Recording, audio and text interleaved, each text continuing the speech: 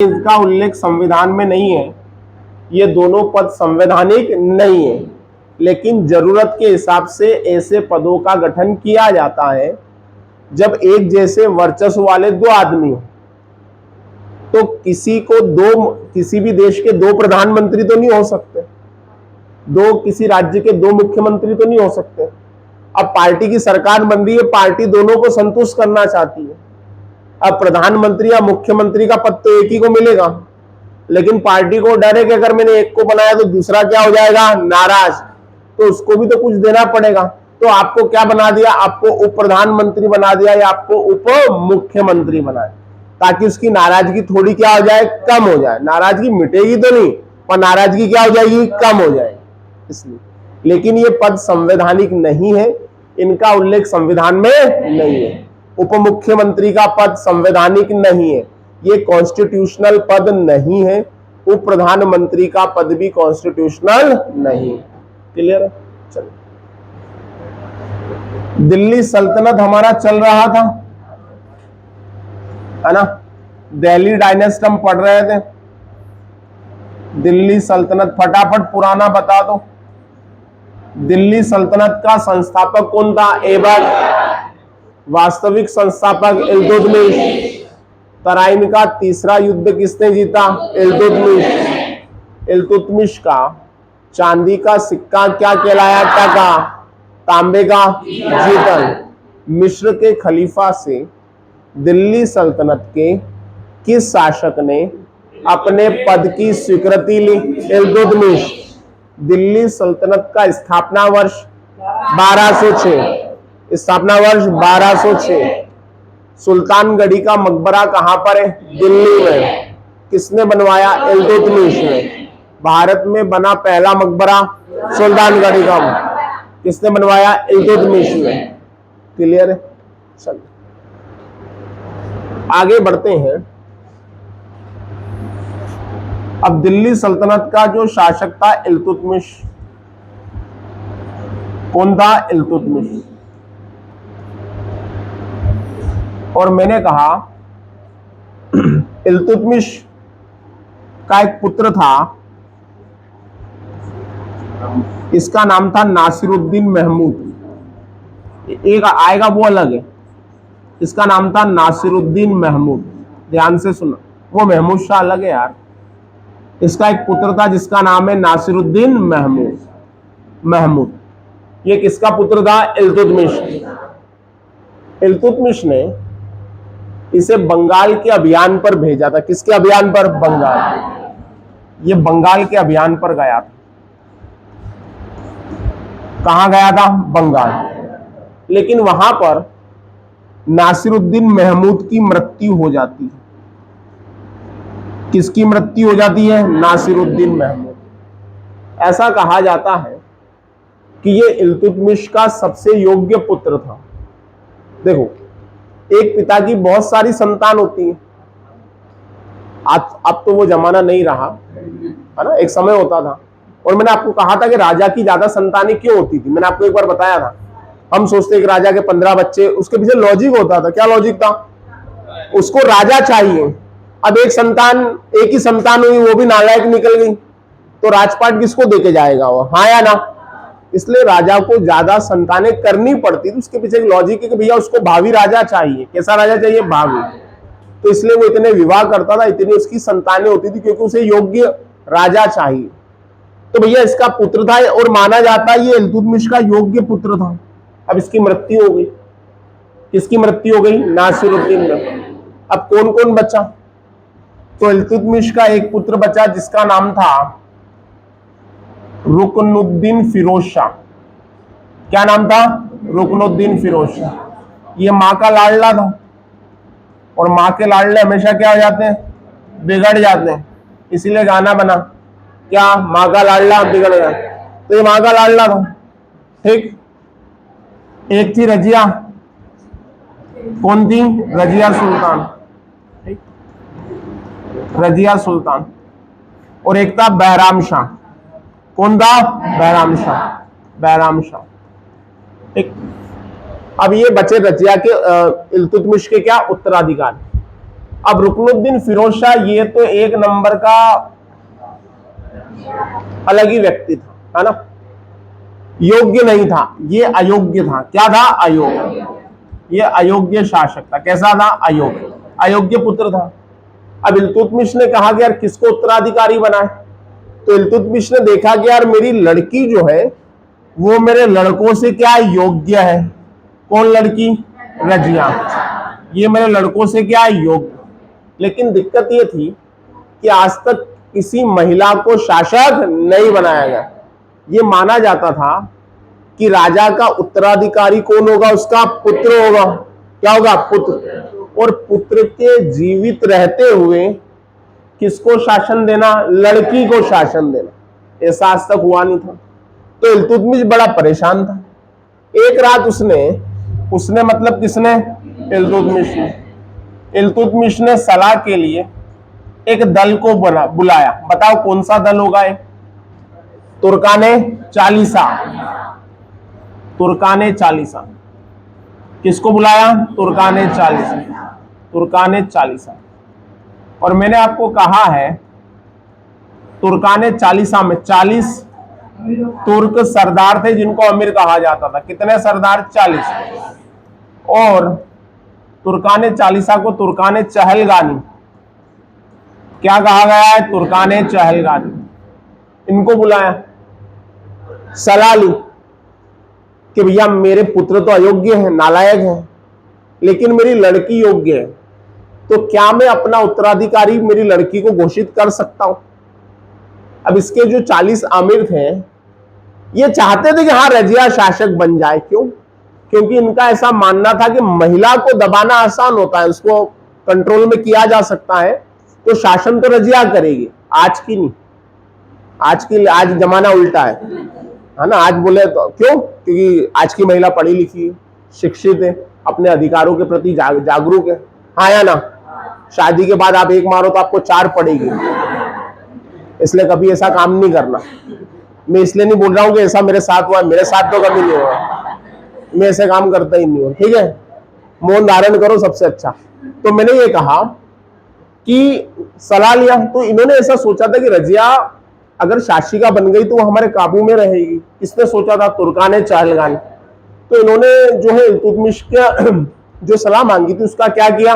समर्थन किया। अब इल्तुतमिश ने अपना उत्तराधिकारी घोषित कर दिया।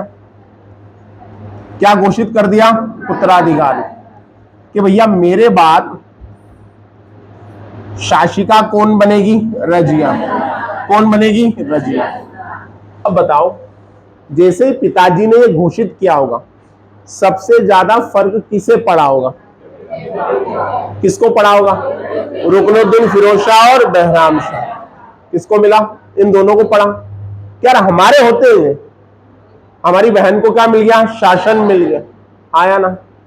अगर आपके पिताजी की अच्छी खासी संपत्ति और आपके पिताजी ये कहते कि बेटा आधी संपत्ति तो मैं लड़की को दूंगा, तो मन से ऊपर से भले आप कहो पर मन में तो खिलाएगा कह रहे यार ये अच्छा नहीं किया आपने। तो अब 2 लोगों को फर्क पड़ा। अब जैसे इल्तुतमिश की मृत्यु हुई, किसकी मृत्यु? इल्तुतमिश। उसके अगले ही दिन, इल्तुतमिश की मृत्यु के अगले ही दिन रुकनुद्दीन फिरोज शाह सिंहासन पर बैठ गया। कौन सिंहासन पर बैठ गया? रुकनुद्दीन फिरोज। अब ये सिंहासन पर बैठ गया। अब मुझे बताओ ऐसे ही बैठ गया होगा या इसको किसी का सपोर्ट होगा? अब बताओ किसका होगा? माँ का, है ना। माँ को पटा लिया, मम्मी ऐसा नहीं होगा, पिताजी ने धोखेबाजी की थी, अब आप करो। तो माँ के सहयोग से, किसके सहयोग से? माँ के सहयोग। माँ के सहयोग से बैठ गया। अब ये बात किसको पता चली होगी? सोचो, रजिया को। और रजिया किसके पास आई? इसके पास। और क्या कहा होगा कि पिताजी तो मुझे देके गए थे और तुमको सिंहासन क्या करना होगा? छोड़ना होगा। तो इसने 2-4 बातें कही होगी कि लड़कियों का काम शासन करना नहीं है। हाँ हाँ या ना? ये हम बात कर रहे हैं आज से 800 साल पहले की। आप खुद सोचो, क्या लड़कियों को इतनी फ्रीडम हुआ करती थी? नहीं होती थी। हाँ या ना? क्लियर बात है। तो इसने 2-4 बातें कही। कौन गुस्सा हुई? रजिया। और रजिया जो है मदद मांगी, रजिया ने क्या मांगी? मदद। और मैंने कहा था क्या रजिया के साथ गलत हुआ? हाँ। तो क्या रजिया को न्याय चाहिए? हाँ। तो इसने पहने कौन से कपड़े? लाल। और ये लाल वस्त्र पहनकर, कैसे वस्त्र पहनकर? लाल वस्त्र, जनता के पास गई। किसके पास गई? जनता। और इसका सहयोग किया तुर्काने चालीसा ने। किसने सहयोग किया? तुर्काने चालीसा। जब जनता और तुर्काने चालीसा का दबाव बढ़ा तो रुकनुद्दीन फिरोज शाह को शासन छोड़ना पड़ा और तब जाके दिल्ली सल्तनत की पहली महिला शासिका बनी, जिसका नाम था रजिया सुल्तान। क्या नाम था? रजिया सुल्तान। क्लियर? किसकी उत्तराधिकारी? इल्तुतमिश की। क्लियर बात? लिखिएगा, नासिरुद्दीन महमूद, नासिरुद्दीन महमूद इल्तुतमिश का योग्य पुत्र था। नासिरुद्दीन महमूद इल्तुतमिश का योग्य पुत्र था। इसकी मृत्यु हो जाने के कारण, इसकी मृत्यु हो जाने के कारण, इसकी मृत्यु हो जाने के कारण इल्तुतमिश ने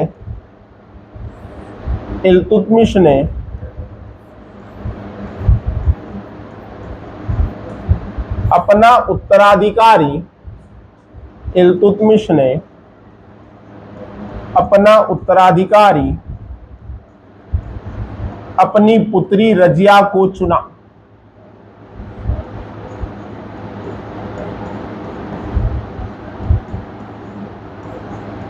अपनी पुत्री रजिया को चुना। अपनी पुत्री रजिया को चुना।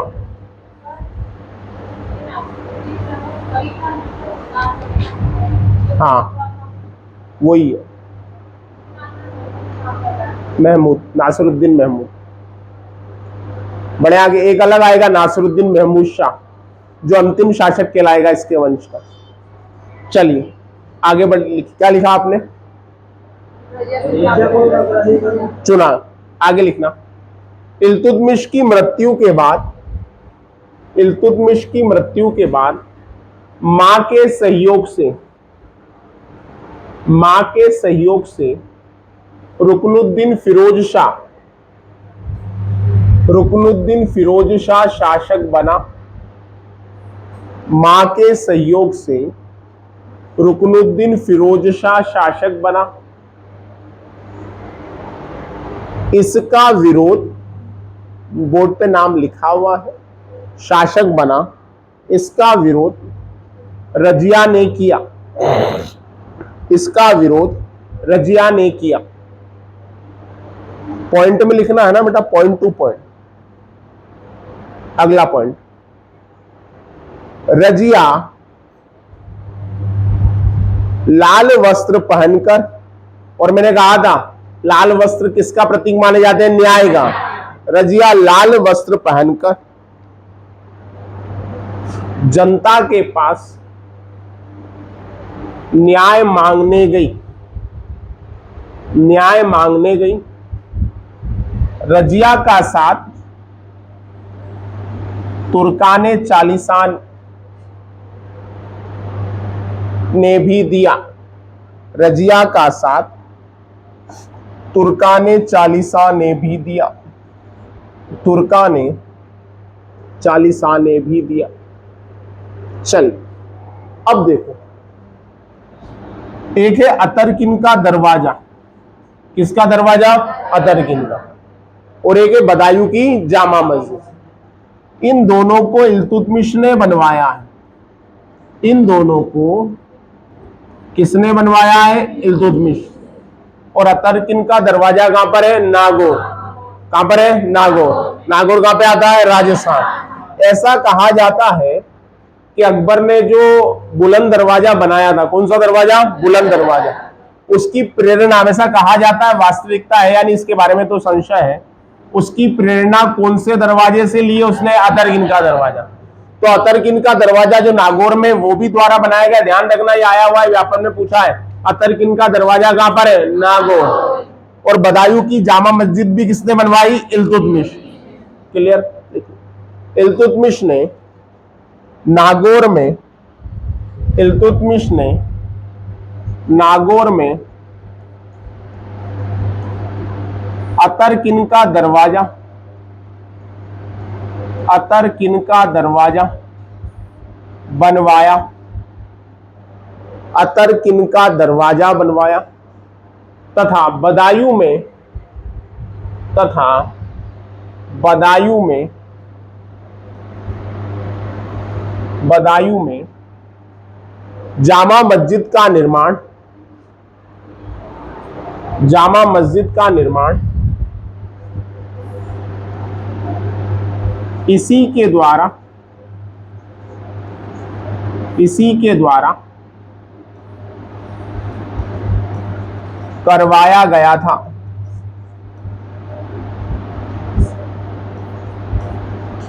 इसी के द्वारा करवाया गया था। अब चलते हैं आगे। एक पिक्चर बनी है, वो एक फिल्म बनी है बहुत पुरानी, जिसमें रजिया सुल्तान का किरदार हेमा मालिनी ने निभाया है। कभी यूट्यूब पे सर्च करना, किसने निभाया? हेमा मालिनी। और उसमें एक व्यक्ति है जिसका नाम है याकूत। क्या नाम है? याकूत। एक इतिहासकार है जिसने रजिया और याकूत के प्रेम संबंधों की क्या की है? चर्चा की है। लेकिन बाकी इतिहासकारों ने ऐसा नहीं माना है कि रजिया और याकूत का क्या था? प्रेम संबंध। कारण था कि याकूत जो है रजिया को घोड़े पर बैठाने में मदद करता था।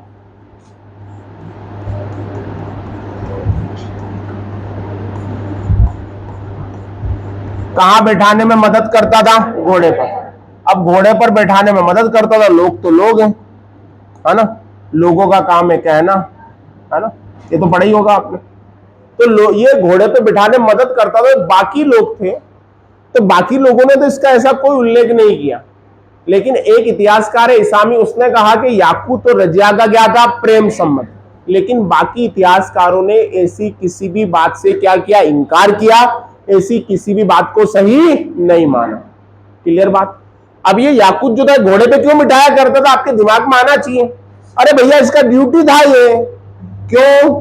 क्योंकि ये भाई साहब जो थे, ये रजिया के समय अश्वशाला के प्रधान थे। किसके प्रधान थे? अश्वशाला। और अश्वशाला में क्या होते हैं? घोड़े। तो इसका काम था ऐसा करना। लेकिन इसामी ने क्या कहा कि भैया ये कुछ चक्कर है यार इनका तो। लेकिन ऐसा दूसरे इतिहासकारों ने ऐसा संबंध नहीं बताया। अब ये याकूत जो था, ये कौन से मूल का था? अबिसिनियाई, मतलब इथोपिया का था। ये कहां का था? इथोपिया। और इथोपिया कहां पे आता है?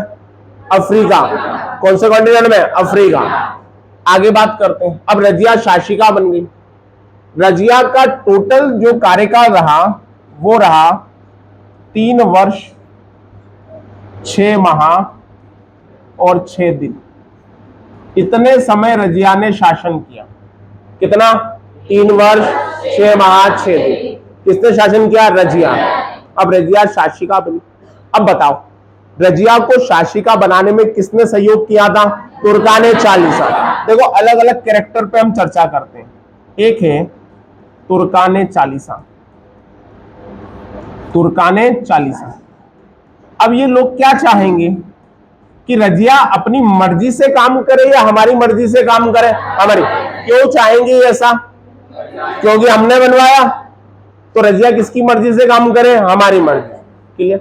और दूसरी चीज, 800 साल पहले, ऐसे आज का समाज में पुरुष प्रधान माना जाता है ऊपर से,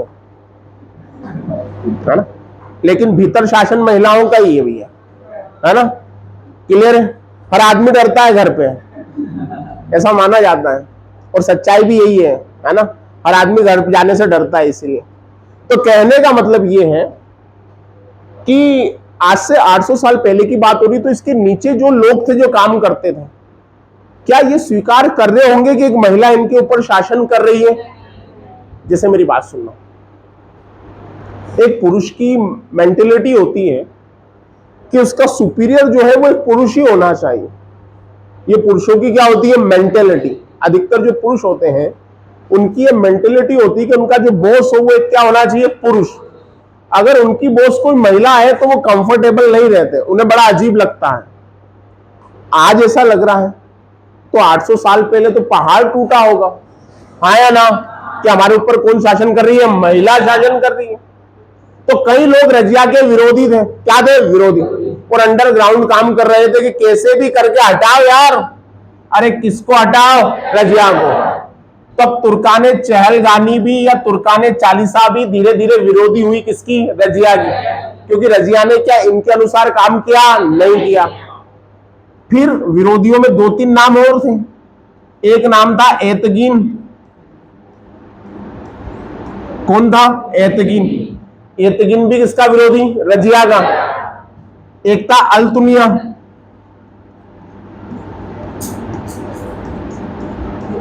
ये भी किसका विरोधी, रजिया का। और एतगीन और अल्तुनिया पक्के मित्र, और दोनों विरोध कर रहे हैं, किसका, रजिया का। और एक और व्यक्ति था जो रजिया का विरोधी था, इसका नाम था बहराम शाह। बहराम शाह भाई था, छोटा भाई किसका, रजिया का। अब चारों तरफ से विरोध हो रहा है। अब बताओ ये सभी मिलके किसको हटाने का षड्यंत्र कर रहे हैं, रजिया का। समझिए, चारों तरफ विरोध। तो रजिया का जो शासन है उसे षड्यंत्रों का काल कहा जाता है। किसका काल, षड्यंत्रों का काल। काल का मतलब क्या, समय। सबसे ज्यादा षड्यंत्र किसके खिलाफ हुए, रजिया। हर चाहता था कि रजिया हट जाए। चलो तुर्काने चालीसा क्यों चाहती थी, क्योंकि रजिया उसके अनुसार काम नहीं कर रही। एतगीन अल्तुनिया चाहते थे कौन हट जाए, रजिया, कि कहीं ना कहीं ईगो हर्ट हो रहा था कि उनके ऊपर कौन शासन कर रही है, महिला। ये भाई क्यों चाहता था, क्योंकि ये चाहता था कि लड़कियों का काम शासन नहीं, और शासन किसको मिलना चाहिए, मुझे। अब रजिया ने सोचा कि इनका षड्यंत्र कैसे तोड़ा जाए, तो रजिया ने अल्तुनिया से विवाह कर लिया। किससे विवाह कर लिया, अल्तुनिया। अल्तुनिया को बुलाया होगा और विवाह प्रस्ताव रखा होगा और कहा होगा कि मैं शासिका हूं, तुम मुझसे विवाह करोगे, तुम ही शासक हो, तुम जैसा बोलोगे मैं वैसा करूंगी। ये कहीं लिखा नहीं है तो मैं बोल रहा हूं, बोला होगा या नहीं बोला होगा, हाँ या ना। अगर ऐसा हो गया तो रजिया ने विवाह कर लिया किससे, अल्तुनिया से। अब ये बात किसको बुरी लगनी चाहिए, एतगीन को। और ये कौन सा गाना गाएगा, दोस्त दोस्त ना रहा। बाकी प्यार की तो मैं कह नहीं सकता इसकी। तो अब एतगीन से अलग हो गया कौन, अल्तुनिया। अब देखो अल्तुनिया किसके गुट में आ गया, रजिया के। तो रजिया ने अपना एक दुश्मन कम कर दिया या नहीं कर दिया, कर दिया। किससे विवाह करके, अल्तुनिया से। तो रजिया का विवाह किसके साथ हुआ, अल्तुनिया के साथ। अब घोर विरोधी हो गया कौन, एतगीन। अब एतगीन सहारा तलाशेगा या नहीं तलाशेगा, तलाशेगा। तो एतगीन ने पकड़ा किसको, बहराम शाह को। किसको पकड़ा, बहराम शाह। समझ में आ रहा है, ये होता है। अगर कोई दो दोस्त जो एक ही हित चाह रहे, अगर एक अलग हो जाता है तो दूसरा ढूंढता है ना, यार इसका विरोधी ढूंढो। तो एतगीन को रजिया का एक और विरोधी मिल गया, नाम क्या था, बहराम शाह। और यही बहराम शाह भविष्य में जब शासक बनेगा तो इसका फल देगा किसको, एतगीन को। क्या आज तू मेरा साथ दे, कल में तेरा साथ दे। बात समझ में आ रही है। इतिहास को केवल थ्योरी के टाइम मत पढ़ो, उसको समझो कि उस समय क्या हुआ होगा। अगर आपने ऐसा समझना सीख लिया तो आपको घटनाक्रम क्या रहेगा, याद रहेगा। क्लियर। आप अगर स्थिति सोचो कि उस समय, समझो आप ही खड़े थे वहां जब अल्तुनिया का विवाह प्रस्ताव आया, दरबारी में आप ही थे, तो जितना आप इतिहास को जी सकते हो उतना इतिहास आपको बेटर फील करवाएगा, नींद नहीं आने देगा। क्लियर है, लिखिएगा लिखिएगा लिखिएगा। रजिया के शासिका बनने के बाद, रजिया के शासिका बनने के बाद कई इतिहासकार रजिया के शासिका बनने के बाद कई इतिहासकार याकूत के साथ उसके प्रेम संबंधों की चर्चा करते हैं। याकूत के साथ उसके प्रेम संबंधों की चर्चा करते हैं। एक कहीं की जगह इसामी लिखो, कहीं नहीं, इसामी। कौन सा इतिहासकार? इसामी।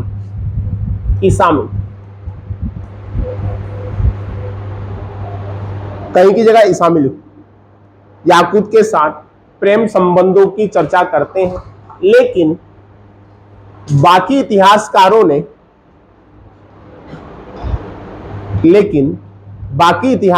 ने रजिया के संबंध में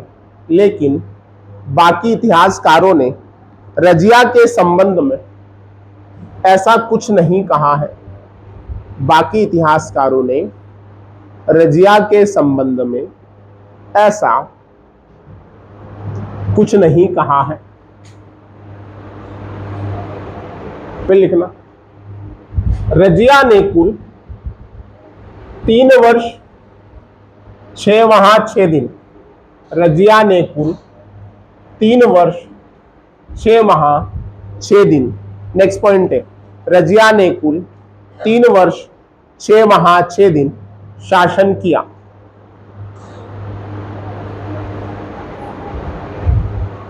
फिर लिखना, तुर्काने चालीसा भी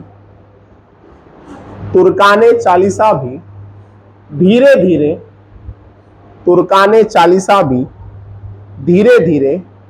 रजिया की विरोधी हो गई। अब कारण लिखवाने की मेरे ख्याल से तो आवश्यकता नहीं है।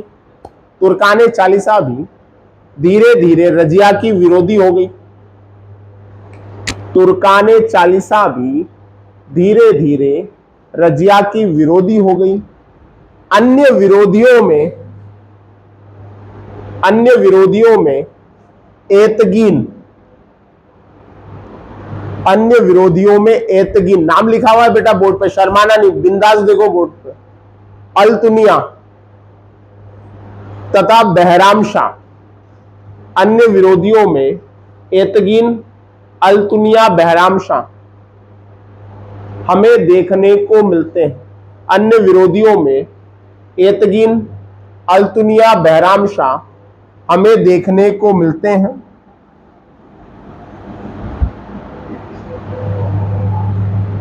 नेक्स्ट पॉइंट लिखना, रजिया के शासनकाल को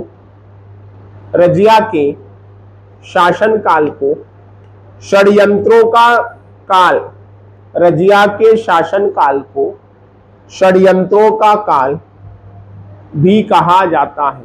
रजिया के शासनकाल को षड्यंत्रों का काल भी कहा जाता है। देखो, रजिया जब शासिका बनी तो उसने सभी को खुश करने का बहुत प्रयास किया। उसने अपना पूरा ड्रेसिंग सेंस चेंज किया। पुरुषों की तरह वो दरबार में आने लगी। लेकिन इतिहास हमें एक चीज सिखाता है, आप लोग सभी को संतुष्ट नहीं कर सकते। ऐसा हो ही नहीं सकता कि सभी लोग आपसे खुश हो। तो इसलिए इतिहास से हम सीखते हैं, कभी भी सभी को खुश करने की पॉलिसी नहीं अपनानी है। क्लियर बात? आप सभी को संतुष्ट नहीं कर सकते, ये दुनिया का रिवाज है। आप सोचे कि मुझसे सब लोग संतुष्ट रहे, ये पॉसिबल नहीं है। क्लियर है? चलिए, कल हम रजिया से आगे बात करेंगे और इल्तुतमिश का जो पूरा वंश है उसको क्या करेंगे? समाप्त। चलिए 2 मिनट रुक जाइए, जाते जाते घटना चक्र देख लीजिए। आज का घटना चक्र क्या है? चलिए, घटना चक्र आज का क्या है? भवानी देवी का नाम आपने सुना या नहीं सुना? बोलो यार, नहीं सुना। जिनने सुना है वो बता दें, भवानी देवी किस खेल से संबंधित है? बॉक्सिंग। गजब। भवानी देवी किस खेल से संबंधित है?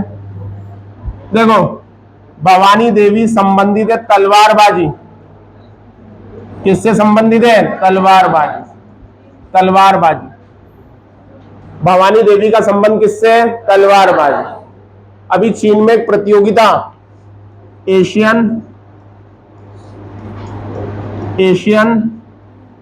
तलवारबाजी चैंपियनशिप 2023, इसका आयोजन कहां पे हुआ? चीन। और इस प्रतियोगिता में भवानी देवी ने कांस्य पदक जीता है। कौन सा पदक? कांस्य पदक। और सुन लेना, भवानी देवी पहली भारतीय महिला है जिसने एशियन तलवारबाजी चैंपियनशिप में कौन सा पदक जीता? कांस्य पदक। अच्छा, कल एक पुरस्कार का बताया था, गांधी शांति पुरस्कार किसको मिला? गीता प्रेस। गीता प्रेस कहां का? गोरखपुर। और अभी काफी चर्चाओं में, विवाद में रहा है ना। कई लोगों ने विरोध किया कि सरकार को ऐसा नहीं करना चाहिए था, इसको नहीं देना चाहिए था। क्लियर? तो भवानी देवी किसकी खिलाड़ी? तलवारबाजी। कहां कांस्य पदक जीता? एशियन तलवारबाजी चैंपियनशिप में। क्लियर? तमिलनाडु से बिलोंग करती है। कहां से बिलोंग करती है? तमिलनाडु। बड़े आगे चलिए, एक हमारी खुफिया एजेंसी है रॉ। क्या नाम है? रॉ। रॉ हमारी कैसी एजेंसी है? खुफिया एजेंसी। फुल फॉर्म बताओ? Research and analysis wings. गुड़िया, क्या है full form? Research and analysis wings. इसकी स्थापना 1968 में की गई। कब की गई? 1968, इंदिरा गांधी जी के कार्यकाल में। किसकी स्थापना की गई? रॉ की। और रॉ के नए प्रमुख बने हैं रवि सिन्हा। रॉ के नए प्रमुख कौन बने? रवि सिन्हा। कौन बने? रवि सिन्हा। क्लियर है? आईएसआई किसकी खुफिया एजेंसी है? पाकिस्तान। आईएसआई किसकी है? पाकिस्तान। क्लियर है? लिखो, करंट अफेयर की कॉपी अलग बनाना भैया, है ना। नहीं तो आज यहां लिखा, कल वहां लिखा, फिर वहां लिखा। एक ही जगह लिखो जो भी लिख रहे हो। लिखिए, एशियन तलवारबाजी चैंपियनशिप, एशियन तलवारबाजी चैंपियनशिप जिसका आयोजन चीन में हुआ, जिसका आयोजन चीन में हुआ, इसमें भवानी देवी ने, इसमें भवानी देवी ने कांस्य पदक जीता। इसमें भवानी देवी ने कांस्य पदक जीता। एशियन तलवारबाजी चैंपियनशिप में, एशियन तलवारबाजी चैंपियनशिप में कांस्य पदक जीतने वाली, कांस्य पदक जीतने वाली पहली महिला भवानी देवी है। पहली महिला भवानी देवी है। और ये एशियन तलवारबाजी चैंपियनशिप में 1973 से आज तक में भारत का पहला पदक है। एशियन तलवारबाजी चैंपियनशिप का आयोजन 1973 से हो रहा है, लेकिन आज तक हमने कोई पदक नहीं जीता था। पहली बार किसने जीता? भवानी देवी ने। क्लियर? फिर लिखना, रॉ जो भारत की खुफिया एजेंसी है, रॉ जो भारत की खुफिया एजेंसी है, इसकी स्थापना 1968 में की गई थी। इसकी स्थापना 1968 में की गई थी। कब की गई थी? 1968 में की गई थी। इसके नए प्रमुख, इसकी स्थापना 1968 में की गई थी। इसके नए प्रमुख रवि सिन्हा बने हैं। इसके नए प्रमुख रवि सिन्हा बने हैं। कौन बने हैं? रवि सिन्हा।